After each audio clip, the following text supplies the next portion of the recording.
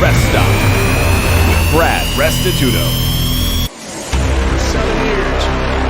Handoff, Damian Williams trying to get to the edge, breaks a tackle, 35, 30, Damian Williams, 20, stays in bounds, 15, 10, 5, touchdown, Kansas City. And the snap goes high over the head of Big Ben, all the way back to the 2, to the 1, and the Browns have it in the end zone, and they dive on the ball and recover it for a touchdown. Carl Joseph's got it in the end zone, a touchdown. Derek looks left, Derek gonna throw for the end zone, caught! It is caught! Touchdown!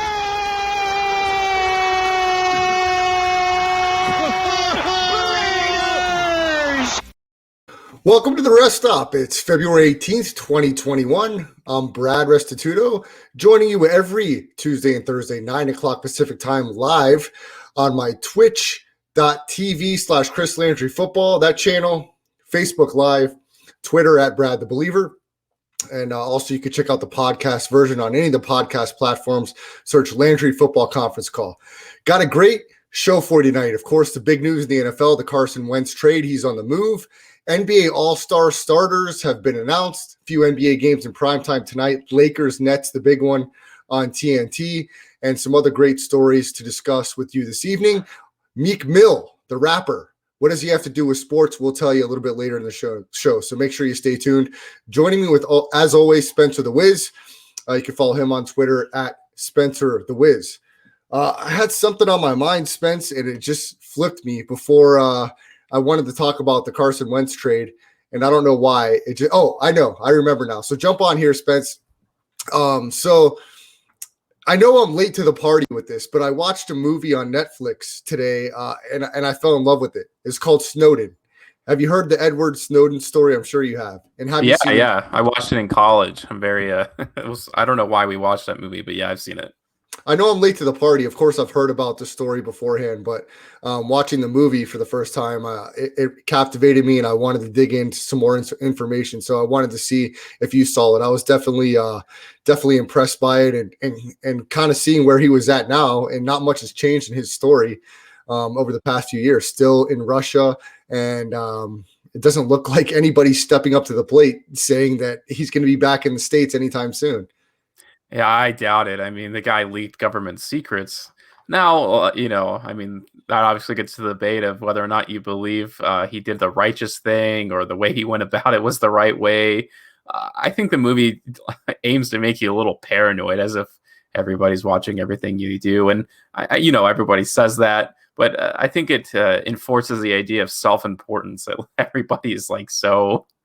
everybody's worth watching it all the time. So I don't know. The movie's great, Spence, you make a great point there, and we'll dive into that more. But let's get right into the big story of the day. Carson Wentz moves on from the Philadelphia Eagles, now the starting quarterback of the Indianapolis Colts. The Colts give up a third-round pick and a conditional 2. And with the conditional 2, there's some language in the contract that if Carson Wentz meets that with the Colts, that second-rounder will turn into a first.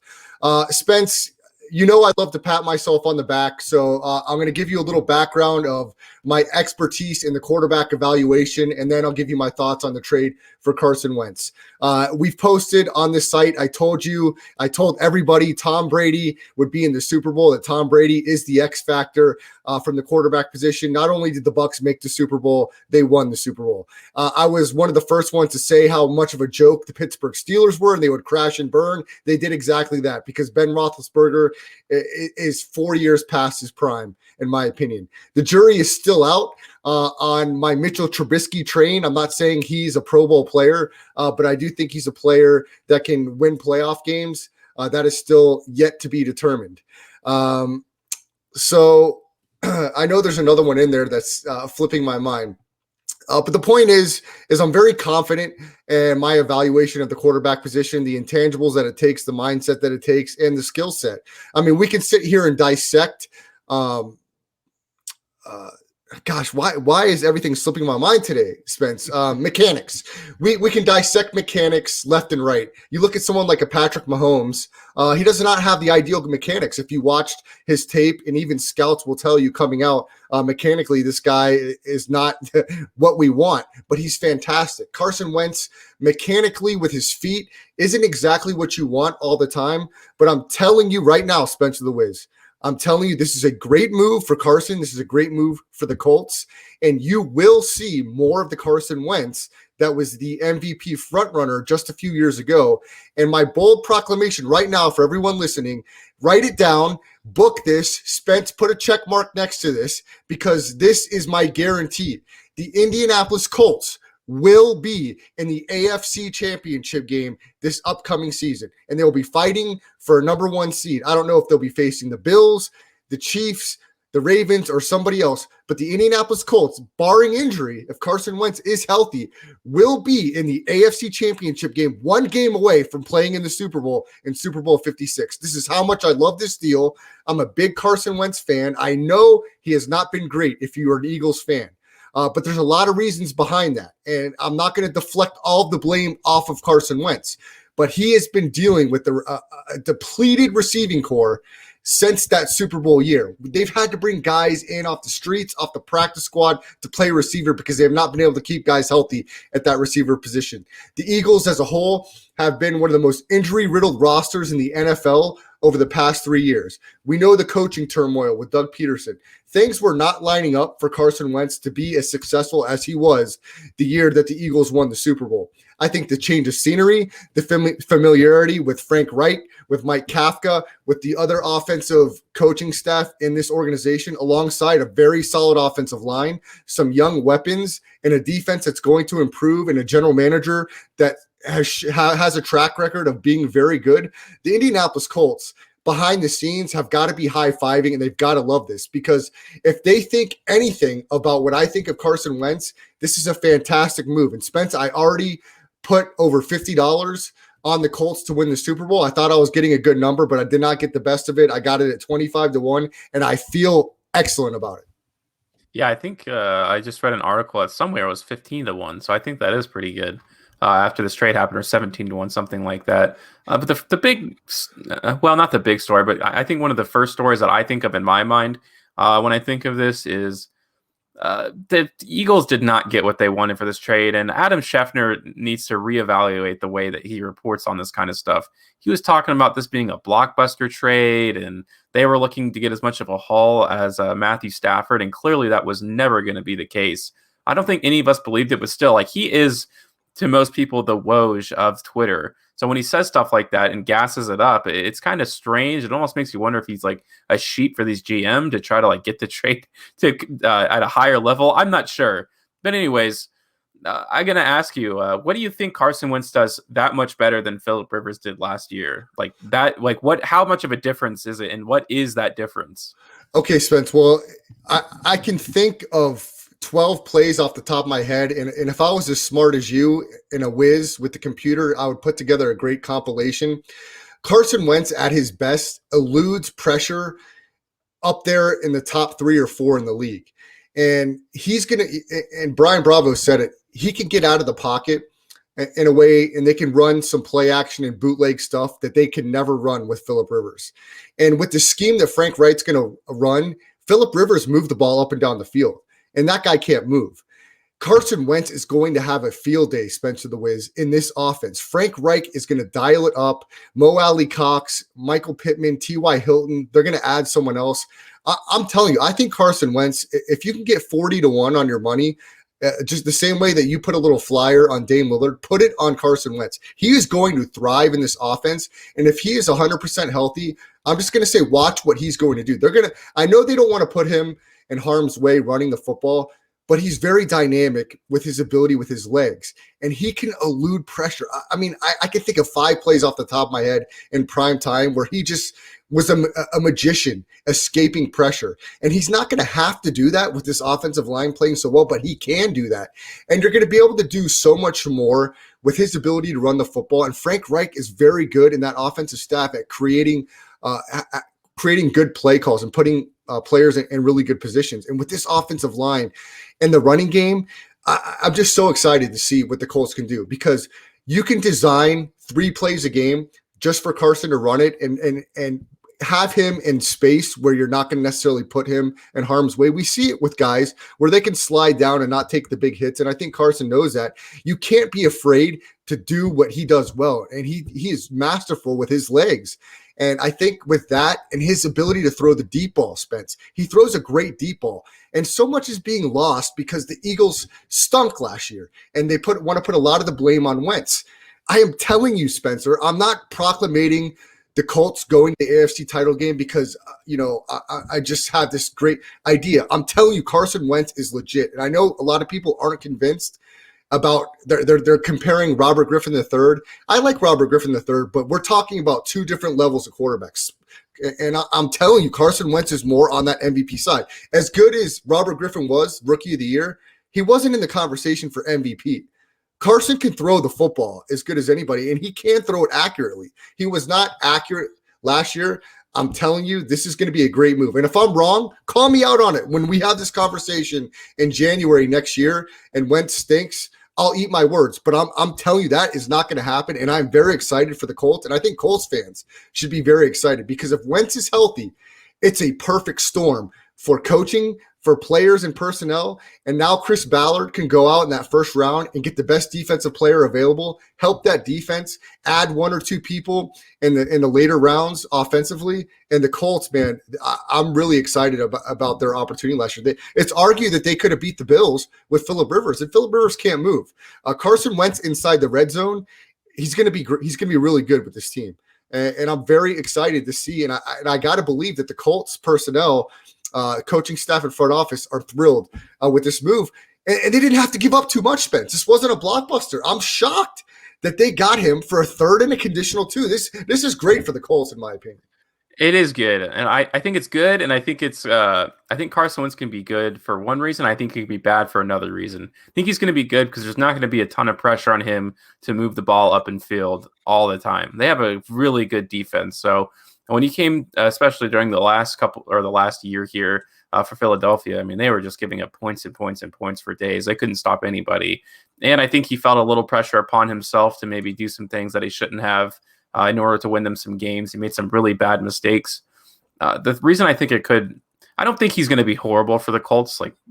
That's the baseline. I don't know if he'll go to the AFC Championship game per se, but I will say, the thing that worries me is that Phillip Rivers ran a lot of audibles in that offense. He ran the offense the way he wanted to, and I do not see Carson Wentz having the ability to do so. He's not the smartest quarterback in the world, so they're going to have to simplify the offense just slightly, and they will tailor the playbook after him. So we'll see what they end up doing, and we'll see if Carson Wentz will dedicate himself maybe to becoming a little bit of a higher IQ when it comes to playing at the quarterback position, understanding coverages and identifying the mic or whatever you want to call it, all that kind of stuff.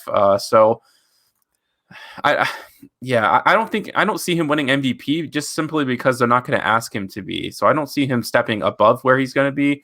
Like, whoever plays quarterback for the Colts is just going to play a role. Well, Spence, you're clearly not as high on it as I am, and I'm very interested to pull this clip of us right now coming next football season, because I think it's a fantastic move, and I'm very excited to see what the Indianapolis Colts can do. And I'm telling you that I've already said it. They will be in the AFC Championship game. Not maybe, they will be. And I'm excited to see if that comes true. And I'm a Carson Wentz fan. I'm not the biggest fan in the whole world. I'm not saying it just because I'm a fan of his. I watched him dissect teams the year that they went to, and I watched plays consistently, not just 1 or 2, of him being a magician. And look, go to YouTube, everyone, and pull up Carson Wentz highlights of that year. And there's more than 10 plays of him just being a magician. I mean, it just didn't disappear. A lot of things went awry with the Eagles that allowed things to kind of collapse for that team. This is a fresh start. And Carson Wentz in 3 years, he's not a Robert Griffin. And I think he's going to prove that to people with Frank Wright and the Colts. And I'm interested to see if that happens. And if it doesn't, then of course who knows what situation he could be in after that. But I really like that if he does get hurt or go down, I know you're not a big fan, but I like Jacoby Brissett as a backup. I think he's a top 5 backup in the league. I think he's much better than a lot of guys you'd fit in there, better than what the Chiefs had and Chad Henne, in my opinion, way better than what the Vikings have and Sean Mannion and some other guys that can go down the list. So I like their backup position. I think the Colts are feeling really great. They've got some young guys. Anthony Costanzo, their starting left tackle, did retire. He's an important piece of that offensive line. But I think Chris Ballard has done a great job with personnel. And of course, you're not going to replace a Pro Bowl caliber guy like Costanzo right away and have someone jump right in and be as good as him. But maybe you do. And if you do, you have the best guard in the league in Quentin Nelson. You've got a fantastic young center. You've got a proven offensive line that kept Phillip Rivers upright. I think it's just a perfect storm, and I think the Colts are ready to make that move. And look, you said you saw it at 15-1. The betting markets moved at 10 points. So no matter what you think of Carson Wentz, it means something in the betting market, because in most places the Colts went from 35-1 to 25-1. That's an enormous move. You said you saw it at 15-1. So the books are saying, hey, Carson Wentz in this offense is going to be a good fit. And he's not going to have the type of media pressure that he did in Philly, Spence. So I think it really is a perfect storm. I think he's getting a good organization, an up-and-coming organization, and he's going to have as much or more talent than he's had in the last few years. And like I said, I think the Colts are going to be my pick to get to the Super Bowl. I'm not ready to say for sure they're going to the Super Bowl, but I am going to say that they will make the AFC Championship game. Of course, we have to see how the dominoes fall with other teams and injuries and COVID, because that's still going to be around. So we've got to see how all this shapes up in the regular season before we can say right now, 6 months before we have off-season activities or preseason, that, hey, this team is for sure going to be there. But given injury concerns and stuff like that, I think the Colts are going to absolutely make some noise. So I'm very excited for Colts fans, for Carson Wentz, for a new start. And I think that they've absolutely got a steal with a 3rd and 2nd round pick. Yeah, I don't think they could have asked for anything better. That is a good point. Like, what other situation could they have gone through in just one single offseason? Because I do feel like they have a playoff-ready team. Well, they do. We saw that they did last year have one. Yeah. So the fact that they're not going to have to go to some rookie, because that's not going to fit their timeline. Again, I don't know who else on the market other than maybe like a Kirk Cousins who they could have traded for to get a similar return. It's going about as good as they possibly could have guessed. They may not even have to give a 1st-round pick. But if they do, they would have used a 1st-round pick on a quarterback most likely anyways. So, yeah, speaking of Kirk Cousins, Spence, I think when you talk about possibly quarterback names on the move, I think it was Adam Schefter or somebody that said we could see 17 possibly new quarterback changes. I don't think that's going to be the case. Look, I don't dislike Kirk Cousins. So when you talk about what I've said about these people, talk about what I'm saying as opposed to like my opinion. I don't say Kirk Cousins is bad. Statistically, he's fantastic, and in spots, he's good. But is he the guy that has the juice to make you a Super Bowl winning team? No. But I think at this point in the season, he's your best option. And I think you see what you can do with that offense in Kirk Cousins. Now, if they want to make a blockbuster deal and trade for a top 3 pick and go young, okay, but I think Kirk Cousins is not going anywhere. I think he'll be the Vikings quarterback, and it'll kind of be a make it or break it year for Cousins, because the Vikings expect to be as good or better offensively. They're going to get some guys back from injury and from COVID sitting out on defense. They've got a top 15 draft pick. So I think the Vikings will be better, and Kirk Cousins has really got to have another good year, and he's got to win big games. The Vikings dropped a handful of close games that they should have won, and they probably should have been in that playoff spot opposed to the Bears, but they've got to win those close games. So we'll see what happens in that situation. I think the 49ers were riddled by injury, Spence, this past year. I don't know who's going to be their starting quarterback. I think a healthy Garoppolo should be the guy, and I think they'll be in the conversation for a playoff spot if they're healthy. They've got a really good young team, a really good coach. Look, the NFL is just it's going to be super competitive. There's a lot of parity, a lot of teams that are going to be vying for that extra playoff spot, as we had it for the first time this past season, an extra wild card in both conferences. I thought it worked out well. Did you think it worked out well, Spence, adding that extra wild card? I thought the games were pretty competitive from top to bottom. Sure, yeah, I like it a lot. Yeah, it's still I think the first seed still gets a bye and everything like that. The only reason they wouldn't have is because of COVID stuff. But Yeah, I see no reason. I mean, unlike the NBA, like wild card, or you could just call it like the eighth seed, most likely has no chance of winning an NBA Finals. No team's ever gotten close. The Grizzlies, like taking out San Antonio, was the last time an eighth seed made real buzz. So the fact that any team can get hot during the playoff time, I think just makes it more fun. So yeah, I'm a total major fan of that. Should there be an extra game at the end of the season? I don't think so. I think there should be an extra bye week for the players, but that's a discussion for another time. Yeah, Spence, let's talk about the other big news going down in NFL free agency. Where will J.J. Watt land? The Houston Texan, the lifelong Houston Texan, philanthropist, one of the most beloved players in the NFL. There's rumors that he'd be interested in going to the Cleveland Browns. Of course, he played his college football at the University of Wisconsin, so people are talking about the fit with the Green Bay Packers. His brother in the conversation for Defensive Player of the Year, T.J. Watt with the Pittsburgh Steelers. He's in that conversation. Look, it looks like J.J. Watt is going to enjoy the courting of free agency here for another week or so before he makes a move.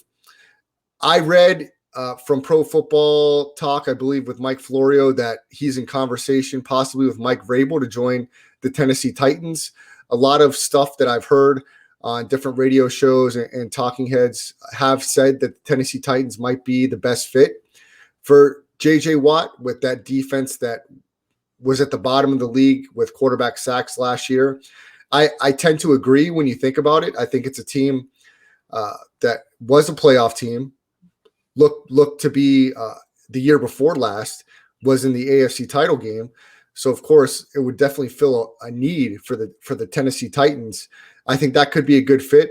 I do think Green Bay is a really good fit, but I don't know their cap situation might not be conducive. J.J. Watt does not want to take a huge pay cut. I did see on another pro football site that statistically, analytically, J.J. Watt was the most double-teamed defensive end in the league last year. I don't know that to be fact. I'm just going on by what I heard and read with that. But it wouldn't surprise me with the loss of Jadeveon Clowney, that was a tag team defensive end with the Houston Texans for many years. So I think J.J. Watt still has a little bit left in the tank if he's healthy. And I think he will be an upgrade for a team that decides to bring him in and sign him. And I think the Tennessee Titans may be that perfect fit. Yeah, well, the name we should all be saying is the Las Vegas Raiders. Like, they are the most desperate team in the NFL for defensive talent. They, like I've been saying all along, they have zero Pro Bowl talent. So the fact that there's a free agent on the market who was a former Defensive Player of the Year, it's embarrassing that their name is not even in the hat for that. They just freed up $11 million with Tyrell Williams. They can cut another 27 by trading Derek Carr, which obviously there's quite a bit of interest out there. Again, just Mike Mayock is an absolute nobody when it comes to the general manager position. The absolute worst general manager I've ever seen with the Raiders in my life. Didn't think anybody could be worse than McKenzie, but clearly that is not true. This guy is a total dunce when it comes to with this team. It's unfortunate that he's a package with John Gruden, and they're going to continue to ruin the Raiders until both of those clowns are gone. But in terms of where he will go, I could see the Tennessee Titans. I think that would make them a much better defensive team. I think they've been one of the better defensive teams this year, but consistency has gotten them a little bit. I like their draft pick, Fulton from LSU that they got last year as a cornerback. I believe that's where he went.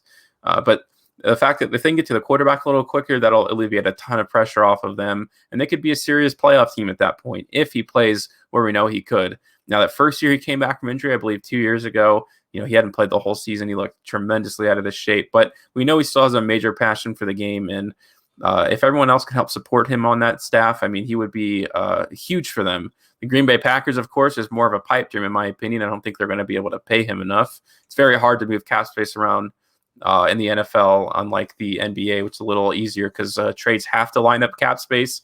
So when you do transactions like that, it's kind of even puzzle pieces. But I think he's just going to sit back and enjoy and see what playoff team will give him the most money. I'm not sure if winning a championship necessarily is at the top of his mind, so I don't think the list is that short. It's just he wants to go to the playoffs and he wants to feel like he can be successful there. He's not going to go to a terrible team who pays him the most money. It's going to be somewhere in between, I think. And that NFL cap number has dropped to 180 million this year. So it's going to be teams are going to have to work some magic to get some things turned around and fit some contracts in there and rearrange and renegotiate some deals with some guys. So it's going to be interesting because once that goes into play sometime in March, I think we're going to see some guys be cut that surprise us a little bit in that situation. So that's Spencer the Wiz, the scorned Las Vegas Raiders fan. Nothing they can do will make him happy. And you can follow him on Twitter at Spencer the Wiz. And of course, his YouTube channel is Blue Milk Boys Gaming. And also Spencer the Wiz does a live sports show on Friday nights here locally in Las Vegas on KSHP 1400. It's called Delivering Sports. And you can check out our show every Tuesday and Thursday here at the Rest Stop, 9 o'clock Pacific time. Follow us on the Twitch channel. Download the Twitch app, www.twitch.tv, or download the Twitch app, Chris Landry Football, and then the Rest Stop will be underneath there. So, Spence, look, that's some NFL, but some more football news over this past week. And is this newsworthy? Johnny Football, former Heisman Trophy winner Johnny Manziel, is back playing football in the fan-controlled football league. And he got some playing time over the past weekend. I think it was last weekend that they had their game.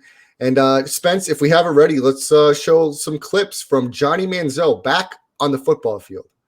Possession for Johnny Manziel and the Zappers here in the FCF. Manziel to throw.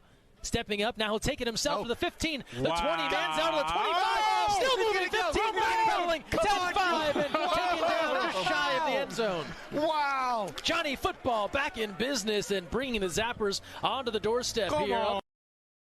Johnny Football back in business, Spencer the Wiz. What are your thoughts? Well, should I show the touchdown too? We might as well, right? Yeah, go ahead. Here we go, 1st and 2. We got Anthony Jones in the backfield. Manziel calls his own number. Touchdown. Johnny Football's in for the Zappers. He had to do it. Johnny trying to be on Sports Center today. I feel you. And the Zappers pull in front 12-8.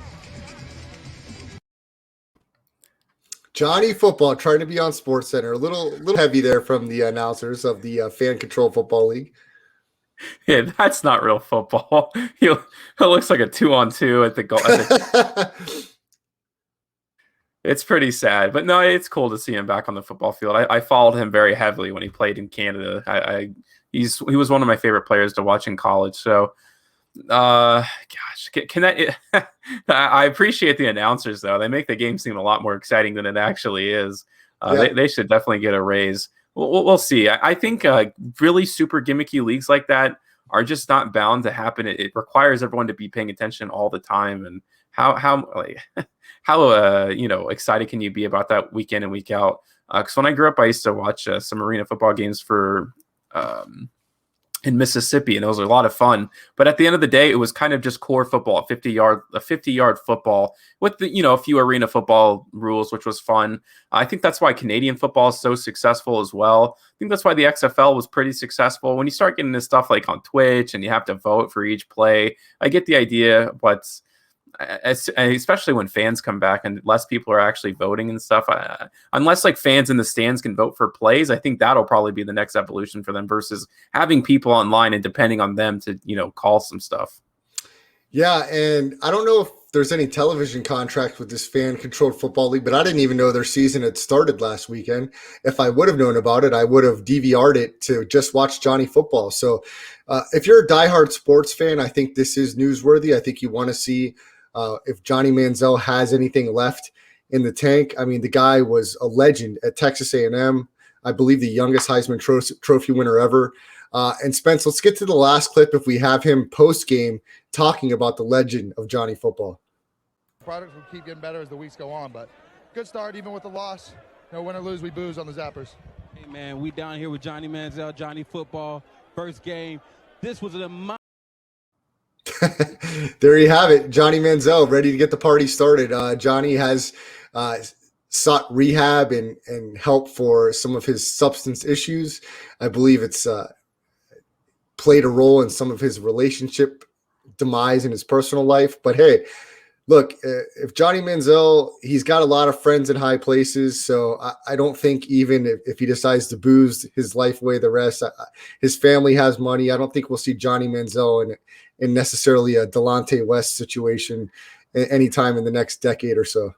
Yeah, it looked like I saw in the article that the average player gets paid $250 a game. I'm sure he's making a little more than that. But the sad thing about that little post-game interview is like it was soulless when he said that no matter win or lose, we booze. Like, he got paid to say that. So his agent definitely got him out of whatever couch he was drinking and smoking and stuff, and told the dude, hey, you got to make some money eventually. And so do I. So go out there and play some dumb Twitch football game. There you have it. That's Spencer the Wiz. Follow him on Twitter at Spencer the Wiz. On Brad Restituto, follow me on Twitter at Brad the Believer. And also we run the show live on my Facebook page as well, Brad Restituto. You can find us there. Spence, let's get into some NBA.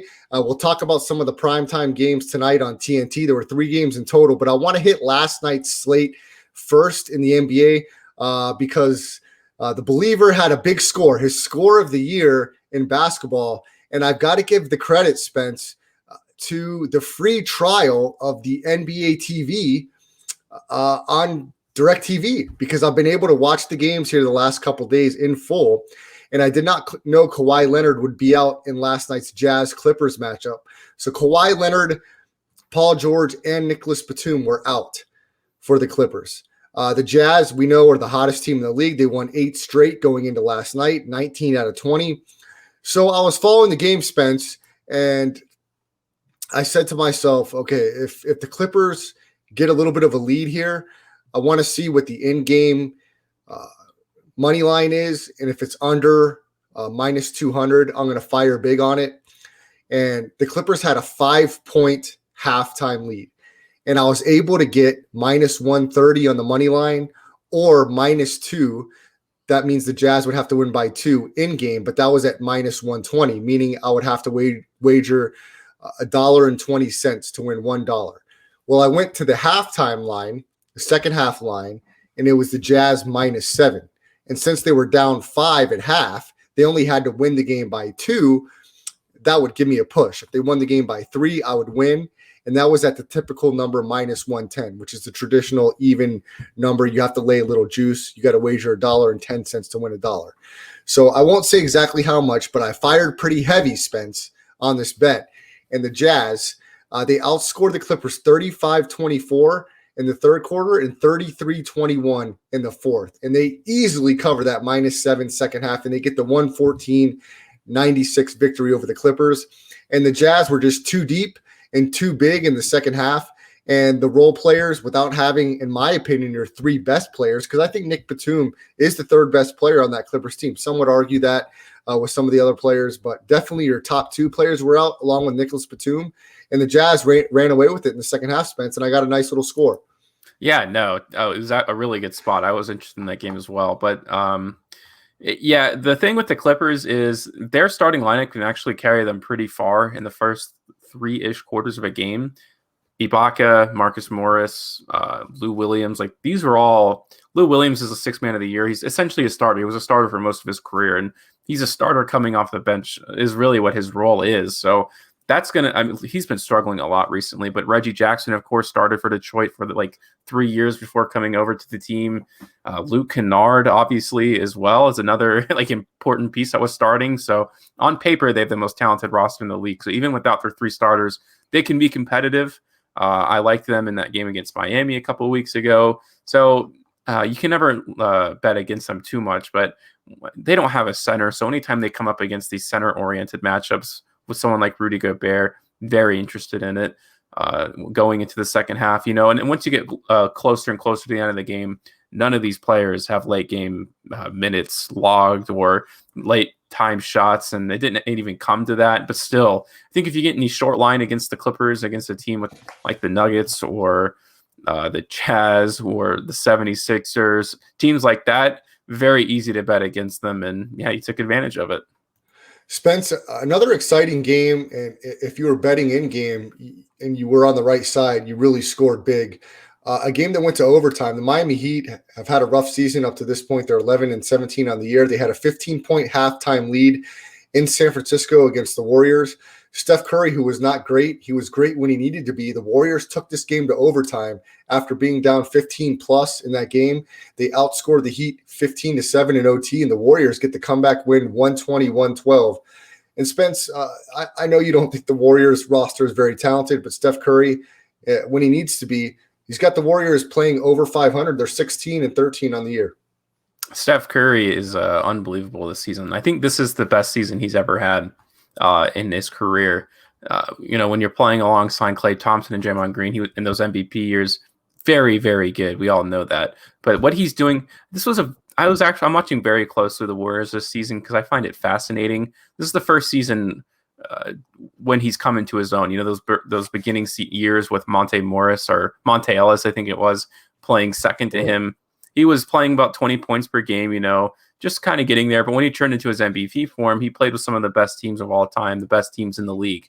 And now this year, it's all on him. Like, how much can he impact winning? And clearly it's a lot. If he wasn't playing for them, they would be by far the worst team in the league. They'd be significantly worse than the Timberwolves if he wasn't playing. So the fact that he's able to bring them above 500. Now, if LeBron James was on their team, would they be even better than that? Probably. But now I know, at least in my mind, that he is probably top 5 in the league when it comes to impacting games on a win-by-win basis. Spence, another game from last night's NBA card that I watched in its entirety, and it was really a great game to watch. And look, I know this team doesn't have a great record, but they really, to me, are must-see basketball on a night-to-night basis. I think they're one of the funnest teams in the league to watch. They're only 12-16 on the year. That's the New Orleans Pelicans. But Spencer the Wiz has a little stake in this team. The Portland Trail Blazers, who are quietly 18-10. They come back from a 10-point halftime deficit. They get the 126-124 victory last night over the New Orleans Pelicans. And Spencer the Wiz has a little bit of action on a Damian Lillard MVP ticket. And man, Damian Lillard was incredible last night. 14 of 28 from the field. He hit numerous very deep threes, with 7 of 16 from 3, 8 of 8 from the free throw line, finished with 43 points and a career-high 16 assists as Portland makes a comeback in the fourth quarter. They make a run in the third quarter of 35-22 in the third, and then they stave off New Orleans late, and they get the 2-point victory. Nice win for Portland, and Spence, Damian Lillard, and we'll talk about in a little while the All-Star starters nominee. Dame Lillard not in that conversation, but he should be, because this guy is playing MVP basketball right now. Of course, but the All-Star game this year, more than any in league history, is getting as much money as possible. And Luka just sells more than Damian Lillard. As entertaining as he is to watch, he has more of an international appeal. So that's where that comes from. Guys will get offended every single year. I remember the Lance Stevenson year where he didn't make the All-Star and he made a big deal out of it. But no one, as far as I'm concerned, I don't care who gets the All-Star starting lineup. I'm barely going to be watching the game. But anyways, Damian Lillard is doing something spectacular this year, although you could say he's been doing it every year. You just got to hope that CJ McCollum comes back soon. I have no idea what his injury timeline is like, because there's only you can't keep this up for an entire season by yourself. Damian Lillard will eventually be voted into the All-Star, just not as a starter, so he's going to be playing that game. He'll be without break for a while, and to do this, to work as hard as he does for the shots, it's taxing. No matter, it's fun to watch. It's cool to see him play all the way, go all out every single game. But eventually, he's going to have to cool down a little bit. When CJ comes back, he'll have to defer to him for I think a while, because if they go to the playoffs and they're like the 4th seed, but Damian's played his heart out by the time the first playoff game starts, they have a serious chance to lose that first round, because we know how serious it gets. We know that the rotation when it comes to the playoff is probably 7 men deep, and they're already playing about that. Now, Carmelo Anthony has been playing tremendously well for this team. Enes Kanter, is good for those offensive rebounds. They just got to hope they don't match up with someone like the Nuggets in the first round. They would get absolutely mopped on the floor. I think Nurkic will eventually be back. I don't know what his timetable is like either. They'll need him to be successful as well. But on the other side of it, and you have the Pelicans. I mean, what a joke of a team. On paper, this is probably one of the most talented. Brandon Ingram, we know, is one of the most highly sought after small forwards in terms of on the list. He's got to be top 5, top 6, I would say, outside of the main few guys that you can think of off the top of your head. Zion Williamson seemingly scores at will, but clearly doesn't have a huge impact on winning overall. Not a particularly great passer, not a particularly great rebounder. And I know people will call me a hater, and I hear it on Sirius XM all the time. And, oh, we just like to hate on greatness. He's good, but he certainly is not great. He is one of the most unique physical specimens the game has ever seen. But it's going to be a long time before I crown him the next LeBron James or something like that. The guy doesn't know how to play basketball yet. Lonzo Ball is having the best season of his career. Eric Bledsoe and then Steven Adams. I mean, why aren't they not only above 500? Why aren't they like the 4th seed? We were talking about this before the show. Why they didn't hire Kenny Atkinson as their head coach, I think, would serve to be a fatal flaw, because you're not going to fire Van Gundy in his first season. You're not going to fire him in the second season. So what you're essentially going to be doing here is wasting 2 seasons of all these young players who should really be focusing on getting some playoff experience and developing as individual players. Spence, you're right. I don't get it. Look, Zion had 36 last night. He was great from the free throw line, 11 of 15. Lonzo Ball, 5 of 10 from 3. He had 21 points. Lonzo is having his best season. Zion can score at will. Brandon Ingram is a star. Steven Adams is a rim protector, and he got hurt in that game. And Willie Hernan-Gomez played 29 minutes, had 11 points, 17 rebounds. Hernan-Gomez was very good. He's a good player. And don't forget about J.J. Redick and Josh Hart. Those guys are great bench players. This seems to be a defensive problem if the Blazers are scoring 126. But Spence, watching that whole game, Lonzo Ball, for the most part, played really good defense on Damian Lillard. Damian Lillard was hitting so many tough shots, Spence, that there's no defense that could have stopped it. So I'll give them a pass in this game.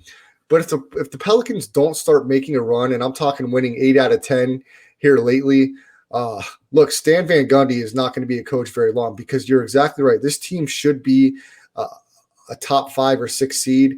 They are too talented, and it doesn't make any sense to me. And they're 12 and 16 on the year. Very disappointing, and we'll have to see how they do here in the second half of the season. We'll quickly go over some more games on last night's card. Spence, your Grizzlies, 122-113 over the Thunder. Of course, the Grizzlies missed so much time earlier in the year. They've only played 24 games on the year, but they get a nice victory over the Thunder.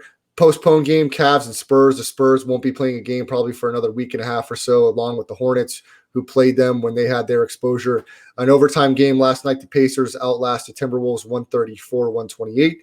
The Wizards get a nice money line underdog spot, as the Nuggets have played quite a few road games here. They get the 130-128 victory. Davis Bertans had 35 points for the Wizards in that matchup. The Sixers get another win. They beat the Rockets 118-113, and the Magic handle the Knicks pretty easily. Julius Randle had 25 and 7 for the Knicks, but aside from that, the Knicks could not shoot, and Terrence Ross had 30 for the Magic in last night's game. Spence, tonight's NBA card, only three games in the lineup, and 2 of them are the primetime games. The one that was not the primetime game, you had a little action on. You like the Heat. They won 118-110 over the Kings in Sacramento. Tyler Hero had 27 for the Heat tonight. Yeah, and it looks like Jimmy Butler had a triple-double as well, only 13 points. The Sacramento Kings, to me, just aren't a serious basketball team, and I think Miami's playing a little desperate right now. We were also talking about, before the show start, like our betting philosophies when it comes to the NBA. It's very difficult because these teams seem to play so inconsistently. The fact that I'm hitting on like 40% of my tickets right now, I think is lucky. I only bet 2 games per NBA ticket, so I bet 2 teams, and I never bet over-unders. I think it's impossible to tell what will happen in games, but you have to watch NBA basketball every night to understand momentum, player personal feelings, injuries. I mean, there's so much that goes into it. You can't even take a week off. But I did like Miami in this game simply because Miami can't afford to lose many more games. They're 11 and 17. Is it impossible if they make the playoffs? No, but not if they keep losing going into the All-Star break. And Luke Walton is one of the worst coaches in the NBA. Can he outcoach Eric Spoelstra on a night-to-night basis? I don't think so. Spence, other 2 games tonight, the Raptors, they take care of the Bucks 110-96. That's the second game in a row the Raptors have beat Milwaukee. Milwaukee's 16 and 13 on the year. I know Giannis didn't come back for this. They're underachieving, and they do not look like a team that will even get out of the first round of the playoffs right now. Can they get this together, Spence? I mean, they are not playing great basketball here as of late. This is Giannis's fault. They did their job and they re-signed him, and that was good on their franchise.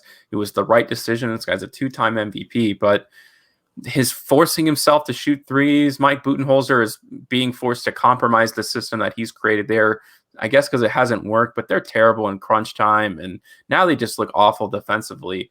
I think Drew Holiday is still out for COVID, or did he play tonight? I'm not sure. But they shouldn't be losing to a Kyle Lowry-less Toronto Raptors.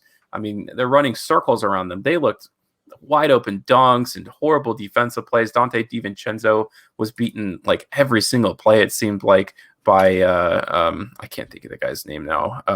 Anunoby. So, and people have just found out how to guard Giannis, and that's what it comes down to. And also his mentality, I think, is one of the weakest I've ever seen. The fact that this guy has 2 MVPs, I think, is disrespectful to anybody who's ever won the award. Every single week is coming out. LeBron James is the greatest player in the NBA, and the Utah Jazz are the best team in the NBA. It's like, have a backbone for yourself. Have some pride in your basketball team.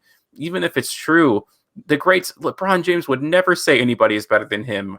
He would never say that a team is playing is going to beat them or is better than them at any point in the season. So he has to change the way he views the game of basketball.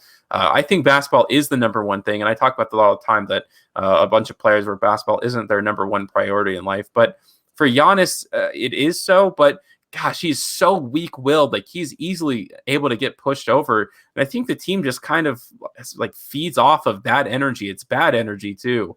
They're in a rut. I don't see it's going to get better because it's not like Giannis has a commanding lead over their locker room. I've never heard anyone praise him. I've never heard anyone say anything bad about him. But I feel like he's loosening his grip on the franchise, and they're going to be stuck forever because they gave up a truckload for Drew Holiday. Big night for the Raptors from Norman Powell, who was working out here in Vegas before the season started. He had 29 points, 4 rebounds, and 3 assists for the Raptors, as the Raptors have rolled off a few wins in a row and starting to play some really good basketball right now. The second part of the primetime game on TNT in the NBA, the Lakers, who now are 22-7 on the season with no Anthony Davis, they got 32, 8, and 7 assists from LeBron tonight, but in a losing effort as the Nets, they win 109-98.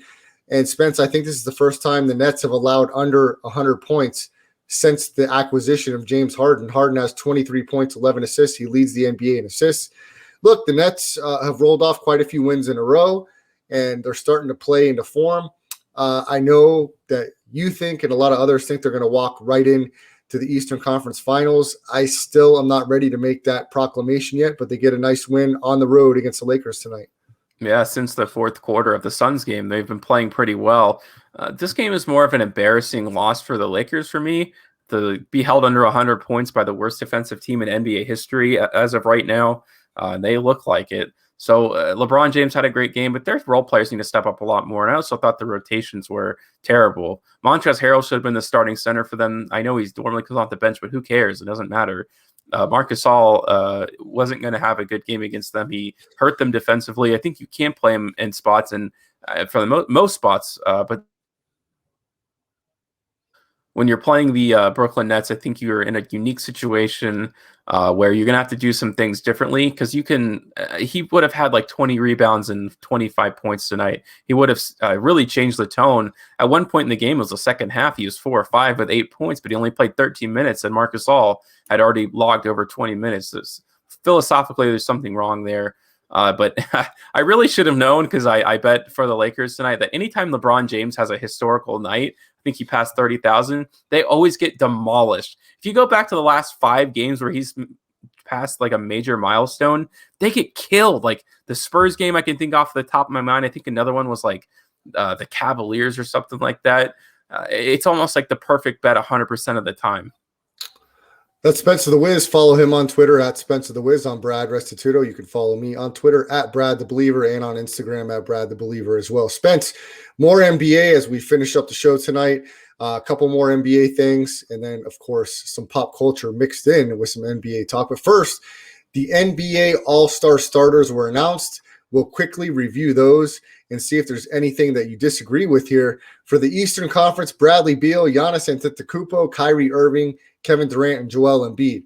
For the most part, I like that. I don't think Kyrie Irving should be voted a starter. The guy missed a couple weeks of the season. It's not like he's lighting the world on fire. He's playing good basketball, but there's a lot of other guys more deserving for that starting spot. So I would disagree with that there. And of course, in the Western Conference, Damian Lillard, I think, deserves to be a starter. But you got Kawhi Leonard, Nikola Jokic, LeBron James, Steph Curry, and Luka Doncic. So look, a lot the guys aren't super excited about the All-Star game this year. There's going to be no fans. I don't even know if we need to play a game. I don't know what's going to happen, if they intend on playing a game or not. But Spence, do you have any gripes with the announced starters for each conference? I mean, I do. I mean, you should, I guess, if you get down to the nitty gritty, like, should Bradley Beal be starting, even though they're like have not won any games this year? I don't care. When it comes to All-Star voting, I don't know why winning it matters so much to anybody when it comes to voting. Kyrie Irving simply is just that popular, is that polarizing, so he's going to be a starter. Maybe it should have been James Harden. I don't know. To me, that's Jason Tatum, maybe. I don't know. Tatum, sure, yeah, but he was out too for a lot of COVID time, and yeah. Anybody who has problems with the All-Star game this year, I mean, has way too much time on their hands. You make a good point. Yeah, Spence. Okay, let's get into our last topic of the evening. Some discussion here, trending and on social media. Rapper Meek Mill, Spence, getting a lot of backlash on Twitter. Do we have any graphics from Twitter on this, or do I just have to read it verbatim? I'll tell you, he was getting a lot of flack from a verse in one of his raps that had to do with Kobe Bryant. There's a lot of expletives, so I'll just get to the verse that says, "Yeah, if I ever lack, I'm going down out with my choppa. It'll be another Kobe." Pretty much referencing the way that Kobe and his daughter passed in a helicopter. A lot of sports fans not on board with this. A lot of posts really hard on Meek Mill.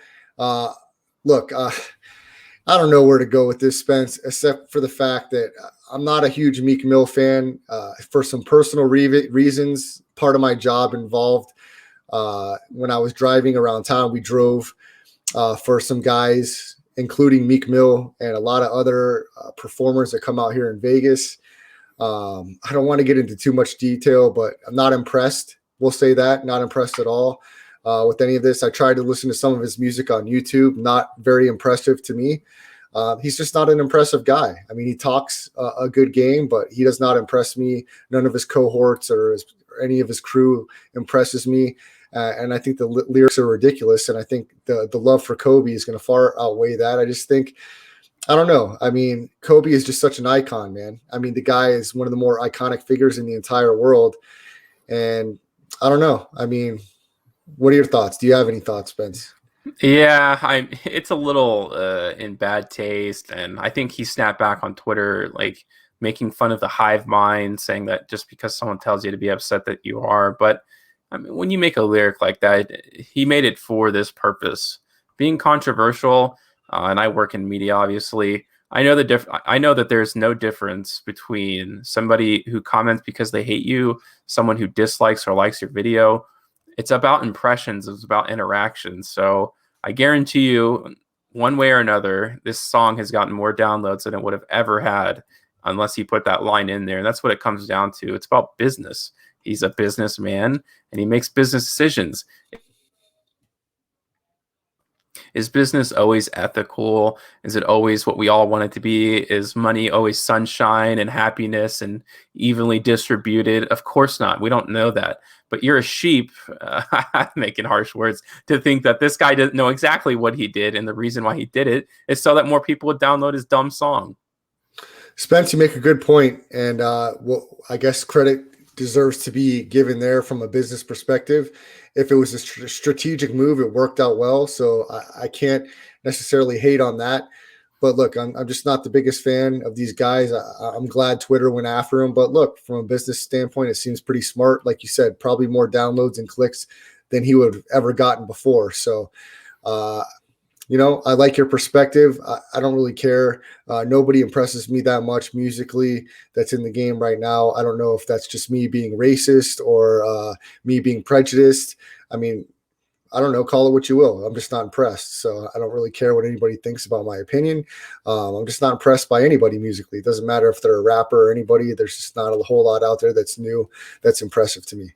So, yeah, if I spend my time worrying about what a millionaire says, in a song, then I think that's a lot. What's wrong with all people today is that we get excited or upset or we idolize people who are gajillionaires and act like they care about us at all. And I'm not saying that they should. I'm not saying I go back to all this all the time, and what's his name with Amber Heard and how the internet came to save him by his side.